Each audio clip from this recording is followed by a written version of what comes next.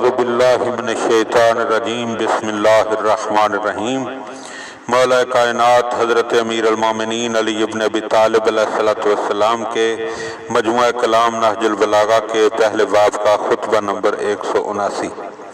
حضرت نے اپنے اصحاب میں سے ایک شخص کو سپاہ کوفہ کی ایک جماعت کی خبر لانے کے لیے بھیجا جو خارجیوں کے منظم ہونے کا تہیہ کیے ہوئے تھی، لیکن حضرت سے خائف تھی۔ چنانچہ جب وہ شخص لوگ پلٹ کر آیا تو آپ نے دریافت کیا کیا وہ مطمئن ہو کر ٹھہر گئے ہیں یا کمزوری و بزدلی دکھاتے ہوئے چل دیے ہیں؟ اس نے کہا یا امیر المومنین وہ تو چلے گئے۔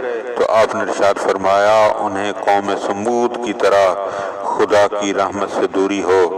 دیکھنا جب نیزوں کے رخ ان کی طرف سیدھے ہوں گے اور تلواروں کے وار ان کی کھوپڑیوں پر پڑیں گے تو اپنے کیے پر پچھتائیں گے۔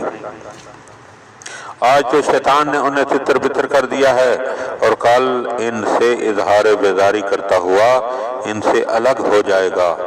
ان کا ہدایت سے نکل جانا، گمراہی و ضلالت میں جا پڑنا، حق سے منہ پھیر لینا اور ضلالتوں میں منہ زوریاں دکھانا ہی ان کے مستحق کے عذاب ہونے کے لیے کافی ہے۔